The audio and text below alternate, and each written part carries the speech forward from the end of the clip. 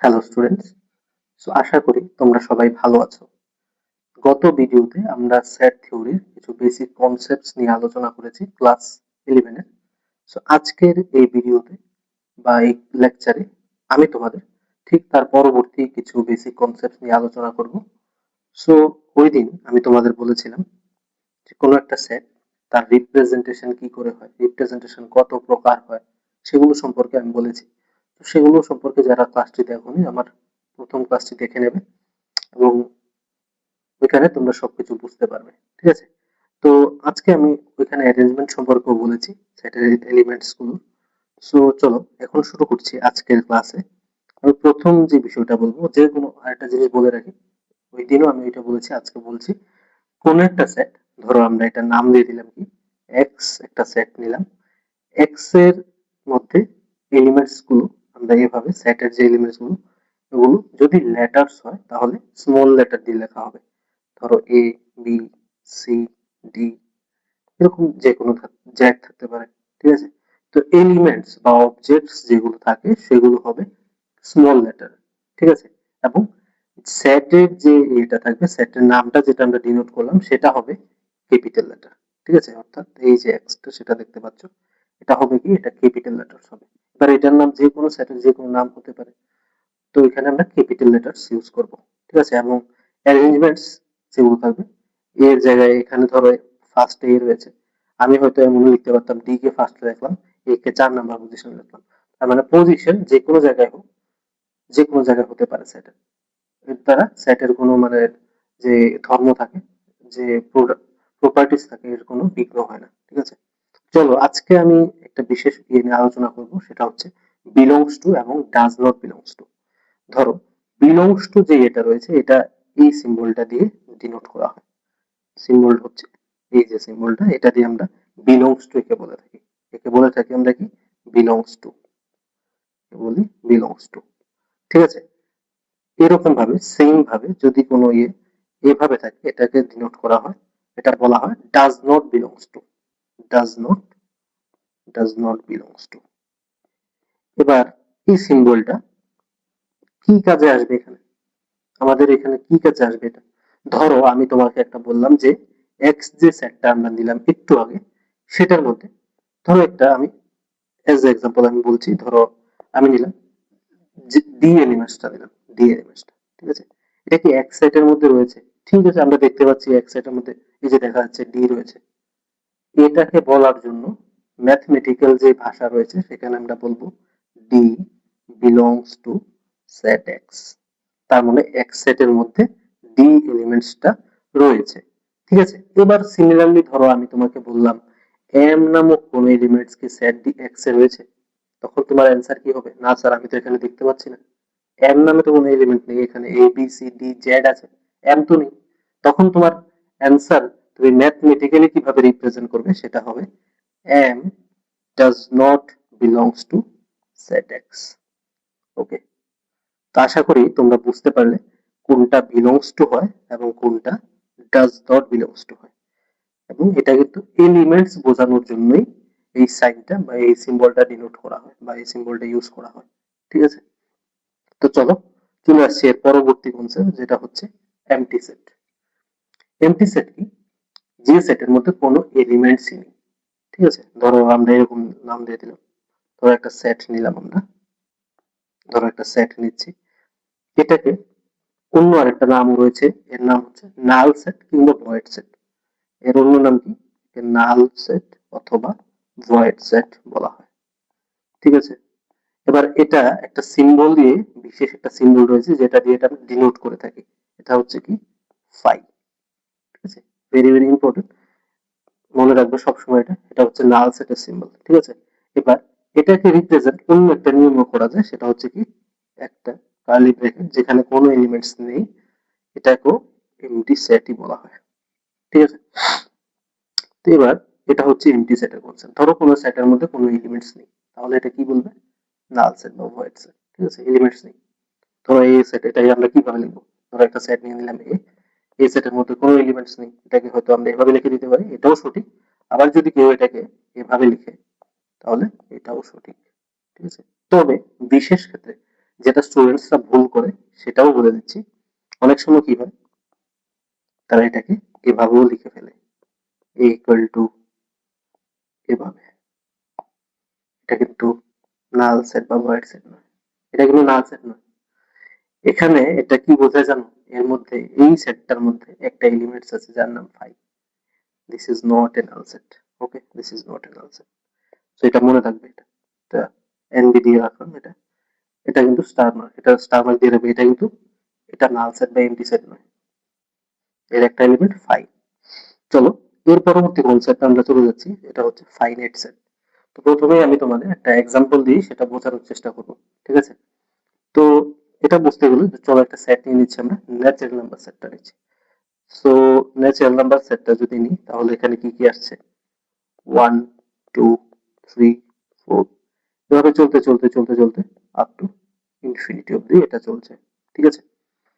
So এখানে দেখো, এখানে সেটের মধ্যেই চলে আসলো ইনফিনিটি, তার মানে এখানে কি number of elements in that set is not finite, it is infinite. তার মানে এটা কি, এটা অনন্ত অবধি চলছে, এটা অসীম, ঠিক আছে?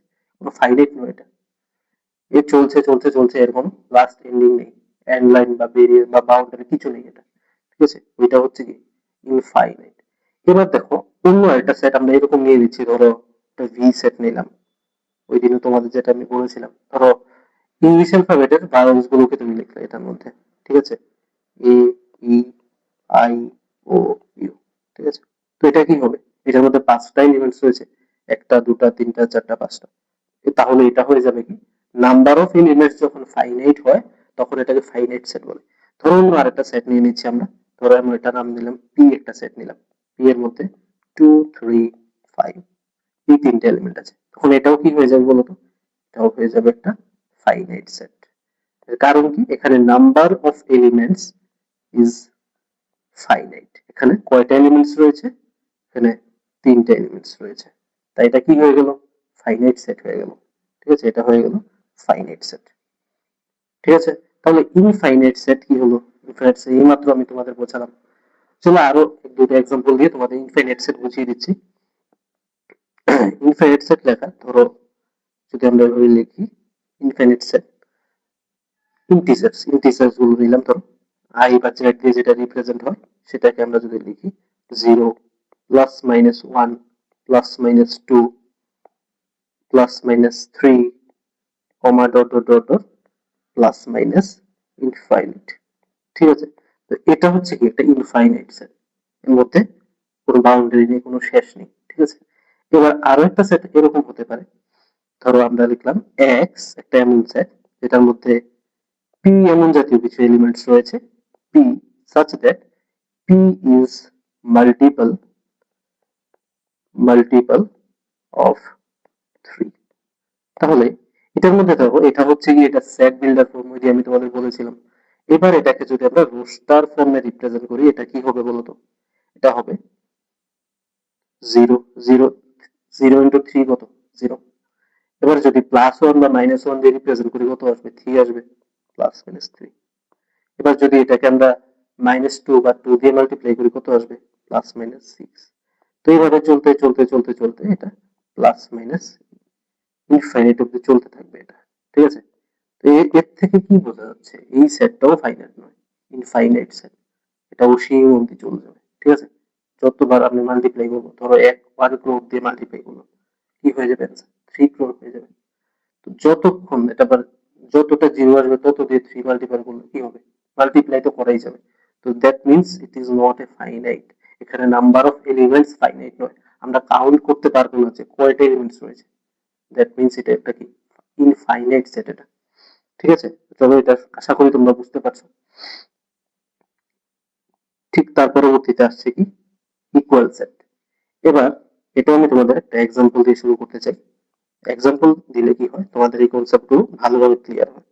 ধরো আমি তোমাদের এখন ডেফিনেশন তো তোমরা বইয়েও পেয়ে যাবে, ডেফিনেশন পড়েও কোনো কাজ হবে না, ঠিক আছে? এবার যাদের যাদের মনে করো ডেফিনেশন বুঝতে কষ্ট হচ্ছে, তারা আমাকে বলবে, ঠিক আছে? আমি তোমাদের ডেফিনেশন বুঝিয়ে দেবো, তোমরা আমাকে যে কোনো ভাবে কন্ট্যাক্ট করবে, ঠিক আছে? অথবা আমার কাছে এসেও তোমরা বুঝে যেতে পারো, কোনো অসুবিধা নেই, ঠিক আছে? এখন দেখো, আমি তোমাদের ভালোভাবে কনসেপ্ট বোঝানোর চেষ্টা করবো এবং কিভাবে অঙ্ক করা যায়। দেখো তো এখানে ইকুয়াল সেট রয়েছে। ইকুয়াল সেটের যে কনসেপ্ট সেটা হচ্ছে কি, ধরো একটা আমরা এ সেট নিলাম। এ সেটের মধ্যে ধরো এরকম রয়েছে 3, 7, 11, 12, 19 এই এলিমেন্টস গুলো রয়েছে। সেম ভাবে অন্য একটা সেট রয়েছে যেটা আমরা বি সেট নাম দিলাম। এই সেটের মধ্যে রয়েছে 11, 19, 12, 3, 7 এরকম রয়েছে। এবার দেখো আমরা যদি ভালোভাবে লক্ষ্য করি, এখানে দেখো এই যে 3টা রয়েছে এখানেও কিন্তু 3 রয়েছে, এই যে 7 এখানেও 7 রয়েছে, এখানে 11 এখানেও 11 রয়েছে, এখানে 12 এখানেও 12 রয়েছে, এখানে 19 রয়েছে, এখানেও 19 রয়েছে। এবার ভালোভাবে যদি আমরা লক্ষ্য করে দেখো, প্রত্যেকটা এলিমেন্টস যেগুলো রয়েছে এই সেটের মধ্যে, বি সেটের মধ্যে কিন্তু ঠিক সেম এলিমেন্টস রয়েছে, না একটা বেশি রয়েছে না একটা কম রয়েছে। হয়তো বা এদিক সেদিক রয়েছে, অ্যারেঞ্জমেন্ট কোনোটা ফার্স্ট পজিশন থাকে, কোনোটা থার্ড পজিশনে চলে গেছে, এরকম হয়েছে, কিন্তু এলিমেন্টস গুলো সবগুলো কি রয়েছে, সেম রয়েছে। তখন এই ধরনের যখন সিচুয়েশন তৈরি হয়, যখন তাদের এলিমেন্টস সেম হয়ে যায় এবং number of elements also the same, তখন আমরা এদের কি বলবো, ইকুয়াল সেট। তখন আমরা এদের বলবো কি, এটা হচ্ছে ইকুয়াল সেট। Equal set. এবং এটাকে আমরা নিউমারিক্যালি কিভাবে রিপ্রেজেন্ট করব, এটা রিপ্রেজেন্ট করব a ইকুয়াল টু b। ঠিক আছে, এটা দিয়ে আমরা এটাকে রিপ্রেজেন্ট করব। চলো এর পরবর্তী কনসেপ্ট আসছে সাবসেট। ভেরি ভেরি ইম্পর্টেন্ট একটা কনসেপ্ট, সাবসেট। তো এখানেও আমি তোমাদের একটা সবগুলো আমি এক্সাম্পল দিয়ে শুরু করছি। দেখো তার মানে কি রয়েছে, বুঝতে সুবিধা হওয়ার জন্য এটা শুরু করছি। ঠিক আছে, সাবসেট। এবার ধরো আমরা একটা সেট নিয়ে নিলাম, সেটটার নাম নিলাম এক্স, এবং এক্স এর সেট গুলো এরকম রয়েছে 2, 3, 7। ওকে, এবার এই সেটটার কয়টা সাবসেট বানাতে পারবো। ঠিক আছে, এবার দেখো বইয়ের যখন ডেফিনেশন পড়বে সাবসেটের, তখন দেখবে তোমাদের বুঝতে অনেক অসুবিধা হচ্ছে। ঠিক আছে, এক্সাম্পলটা দেখবে, তারপর তুমি তোমার যে কোনো বই, এনসিইআরটি বা আরএসআকল, যে কোনো বই যেটা তুমি ফলো করছো সেটা দেখবে, তারপর দেখবে তোমার ধীরে ধীরে কনসেপ্ট ক্লিয়ার হচ্ছে। ঠিক আছে, প্রথমে তুমি আমার এক্সাম্পলটা দেখো। সেটা হচ্ছে এই সেটটার আমরা যদি সাবসেট তৈরি করি, এটা কি কি সাবসেট তৈরি হতে পারে। যে কোনো এর মধ্যে একটা জিনিস মনে রাখবে, ফাই একটা সাবসেট থাকবে, এমটি সেট যেটাকে বলে, সে সাবসেট হবেই। এবার দেখো টু কিন্তু এবার প্রত্যেকটা সিঙ্গেল করে একবার একবার নেবে, 2, এবার 3 কে একবার নেবে সিঙ্গেল করে, এবার তারপর 7 নিলে। ঠিক আছে, এবার তুমি দুটা দুটা করে অ্যারেঞ্জমেন্ট তৈরি করবে, 2, 3। ঠিক আছে, এবার সেম ভাবে 3, 7 নাও, 3, 7, তারপর নাও 2, 7। ঠিক আছে, এবার লাস্টে এখানে তিনটা রয়েছে, এবার তিনটা এলিমেন্টস নিয়ে সাবসেট বানাও, 2, 3, 7। আর সম্ভব না। ঠিক আছে, এবার দেখো এখানে কয়টা সাবসেট হয়েছে, দেখো তো সাবসেট হচ্ছে একটা, দুইটা, তিনটা, চারটা, পাঁচটা, ছয়টা, সাতটা, আটটা। ঠিক আছে, এবার তার মানে এই যে এক্স সেটটা ছিল, এই যে এক্স সেটটা ছিল, এক্স সেটটার মধ্যে তিনটা এলিমেন্ট ছিল এবং এর কয়টা সাবসেট বের হলো, আটটা সাবসেট বের হলো। এবং এর থেকে আমরা এখন কিছু জানবো, যে একটা পাওয়ার সেট বলা হয়, যেখানে আমরা জানতে পারবো কোন একটা সেটের নাম্বার অফ সাবসেট কত হবে। ঠিক আছে, তো এখানে আমরা দেখো যদি দেখি, এটা একটা ফর্মুলা রয়েছে, এটা হচ্ছে 2 টু দা পাওয়ার n। এখানে দেখো n বলতে বোঝায় কি, n বলতে বোঝায় number of elements, number of elements. ঠিক আছে, এবার দেখো এই যে সেটটা রয়েছে এখানে 2 টু দা পাওয়ার n মানে কি, 2 টু দা পাওয়ার 3, তাহলে কত আসলো, 8 আসলো। তার মানে এই সেটটা থেকে আটটা সাবসেট তৈরি করা যাবে, এবং আমরা এখানে বানালাম, এই দেখো একটা, দুইটা, তিনটা, চারটা, পাঁচটা, ছয়টা, সাতটা, আটটা, আটটা সাবসেট এখানে আমরা তৈরি করলাম। ঠিক আছে, ঠিক আছে, এবার ধরো আমরা যদি এখানে সাবসেটের একটা সিম্বল রয়েছে, ঠিক আছে, এটা ডিনোট করার জন্য আমি ধরো একটা এখান থেকে এই যে আটটা সাবসেট তৈরি করলাম, যে কোনো একটা আমরা নাম দিয়ে দিলাম, ধরো পি। ঠিক আছে, ধরো এই পি একটা কি হয়ে গেল, তাহলে এটা 3,7 হয়ে গেল। ঠিক আছে, তখন আমরা সাবসেটের সিম্বল হচ্ছে গিয়ে এটা। ঠিক আছে, এটা এটা হচ্ছে সাবসেটের সিম্বল। তখন আমরা এটা রিপ্রেজেন্ট কিভাবে করব, P is a subset of x, P is a subset of x. দেখতে পেলে এই যে এক্স আমাদের কাছে সেটটা ছিল, তার মানে কি এই যে পি একটা নিলাম আমরা একটু আগে, পি যে সাবসেটটা তৈরি করলাম এটা এক্স এর একটা সাবসেট, ঠিক আছে। এবার এরপরে আসছে একটা বিশেষ কনসেপ্ট, হচ্ছে ইকুয়াল সাবসেট। দেখো 2 3 7 এটাও কি রয়েছে, 2 3 7 সেটটা রয়েছে, এই যে সেটটা রয়েছে এখানেও 2 3 7 রয়েছে, ঠিক আছে। এবার 2 3 7 এই যে এটা রয়েছে, এবার ধরো 2 3 7 যেটা রয়েছে এটা কাজ করি চলো, 2 3 7 এটার নাম দিয়ে দিচ্ছি, এটার নাম এম দিয়ে দিলাম। তাহলে দেখো তখন হবে কি M is the equal subset, এটাকে এভাবে রিপ্রেজেন্ট করা হয় কোন সেটের, এক্স এর। M is a equal subset of X, ঠিক আছে। তার মানে কি এটা একটা ইকুয়াল, এ সাবসেট বি এবং এ ইকুয়াল বি, ঠিক আছে। এটা দিয়ে আমরা রিপ্রেজেন্ট করলাম। এবার চলো চলে আসছে একটা প্রপার সাবসেট যেটাকে বলে। এটা বোঝানোর জন্য আমি তোমাদের আরেকটা এক্সাম্পল দিয়ে বোঝাবো। প্রপার এক্সাম্পল, প্রপার সাবসেটের একটা এক্সাম্পল। একটা একটা সেট এ নিলাম, এর মধ্যে 2,3 এলিমেন্টস রয়েছে। এবার এটা সাবসেট তৈরি করো, তুমি তুমি নিজে ট্রাই করো ভিডিও পজ করে। তো এখানে দেখো, এই এখানে যদি আমরা দেখি তাহলে এর সাবসেট গুলো তৈরি করা যাবে। 5 থাকছে, তারপর 2 হবে, তারপরে 3 আসছে, ঠিক আছে। এবার সে স্বয়ং নিজে চলে আসছে 3। তাহলে কয়টা হলো, এবার দেখো এলিমেন্ট ছিল দুইটা, যদি এই ফর্মুলাটা লাগাই 2 টু দা পাওয়ার n কত আসছে 2 স্কয়ার, অর্থাৎ কত 4, ঠিক আছে। তো এখানে কয়টা আসলো 1 2 3 4, তাহলে কয়টা হলো এখানে 4টা সাবসেট তৈরি হলো। এবার দেখো এখানেও আমরা চেয়েছি 4, তার মানে কি সঠিকভাবে বের করেছি। এবার এগুলোকে ধরো আমরা একটা একটা নাম দিয়ে দিলাম, এই যে সাবসেট গুলো বের হলো এদের একটা নাম দিয়ে দিলাম। এর নাম ধরো দিয়ে দিলাম আমরা পি, এর নাম দিয়ে দিলাম ধরো কিউ, এর নাম দিয়ে দিলাম আর, এর নাম দিয়ে দিলাম এস। প্রত্যেকটা সেটকে আমরা এক একটা নাম, সাবসেটকে এক একটা নাম দিয়ে দিলাম। এবার এখানে যে এস যে এটা রয়েছে, এটা এটা বাদ দিয়ে বাকি সবগুলো দিয়ে লক্ষ্য করো, এটা কিন্তু এ সেটটার ছোট, ঠিক আছে। এটা লেস দেন বলা যায়, elements of number of elements less than the number of elements of set A, ঠিক আছে। তখন এগুলো কি হয়ে যাবে প্রপার সাবসেট। তার মানে পি কিউ আর, এই যে এগুলো দেখতে পাচ্ছ এগুলো হচ্ছে কি, এগুলো হচ্ছে প্রপার সাবসেট অফ সেট এ, ওকে। এগুলো হচ্ছে প্রপার সাবসেট অফ সেট এ, যেটাকে আমরা এই এটা দিয়ে লিখবো, একটু আগে যেটা বললাম, এটা এটা সিম্বল সাবসেটের, ঠিক আছে। এটা দিয়ে আমরা ডিনোট করে থাকি। এবার এখানে এস যেটা রয়েছে, this is not a proper subset, এটা প্রপার সাবসেট নয়, this is not a proper subset, ঠিক আছে। এবার হচ্ছে সিঙ্গেলটন সেট। এর নাম থেকে আমরা একটা জিনিস বুঝতে পারছি যে সিঙ্গেল আছে, ঠিক আছে। এর নাম থেকে বোঝা যায় এ সিঙ্গেল। এবার ধরো কোনো একটা সেট আমরা নিলাম, সেট এর ধরো নাম দিয়ে দিচ্ছি, ধরো এন এ নাম দিলাম, ঠিক আছে, সিঙ্গেল, এবং এর মধ্যে একটা এলিমেন্টস রয়েছে 15।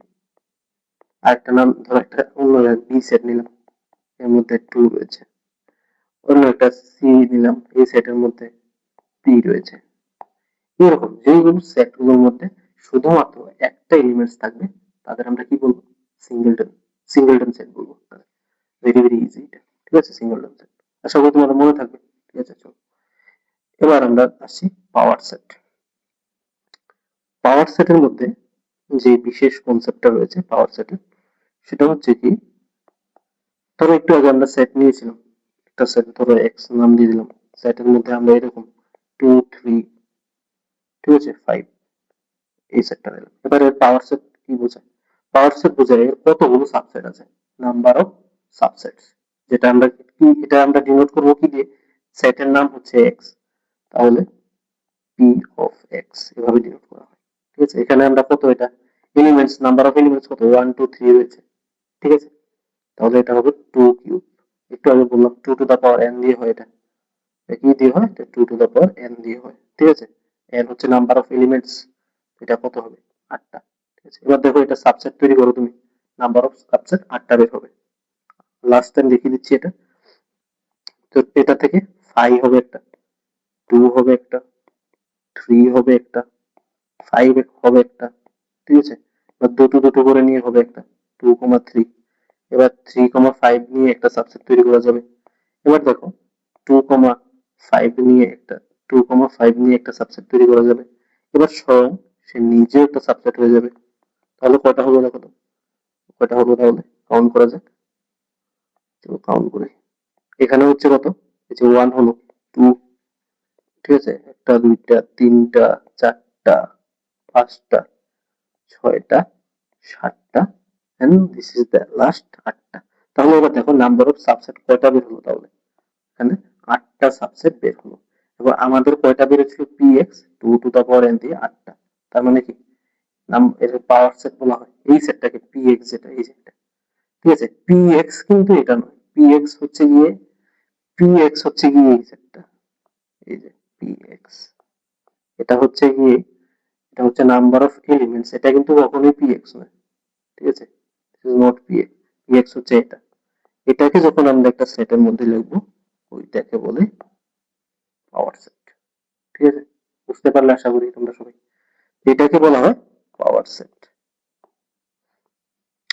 সো চলো আজকে আমরা এখানেই শেষ করছি আমাদের এই ক্লাসটা, এবং পরবর্তী দিন আমাদের যে লেকচারটা আসতে চলেছে সেটার মধ্যে আমি তোমাদের ডিসকাস করব সেটা একটা ভেরি ইম্পর্টেন্ট কনসেপ্ট, সেটা হচ্ছে open set and close set.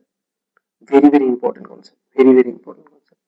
এবং দেখো ওপেন সেট এবং ক্লোজ সেট এটা তুমি কিন্তু ক্লাস 11 ক্লাস 12 সবগুলো ক্লাসেই তুমি পাবে, এবং যারা যারা পড়াশোনা করবে ম্যাথ নিয়ে তারা সারা জীবন পাবে, ঠিক আছে। ওপেন সেট এবং মোস্ট ইম্পর্টেন্টলি যারা যারা এন্ট্রান্স এক্সাম গুলো দেবে, জি মেইনস অ্যাডভান্স নিট, সবগুলো এর মধ্যে, নিটে তো থাকছে না, নিটে ম্যাথ থাকে না, জি মেইনস অ্যাডভান্স এবং টিবিজি যারা দিচ্ছ, ঠিক আছে, বা অন্যান্য যারা বোর্ড এক্সাম দিচ্ছ, তার যা স্টেটস বোর্ডস, ঠিক আছে, তো ওইখানে তোমরা কিন্তু এটা পাবে, ঠিক আছে। ওপেন সেট এবং ক্লোজ সেট এটা নিয়ে যাদের সমস্যা থাকে তাদের অনেক সমস্যা হয়, এবং এটা ভালোভাবে বুঝবে, এটা আমি পরবর্তী ক্লাসে আমি তোমাদের ডিসকাস করব, আশা করি তোমাদের ভালো লাগবে। তো চলো আজকে এখানেই শেষ করছি, দেখা হচ্ছে পরবর্তী ভিডিওতে।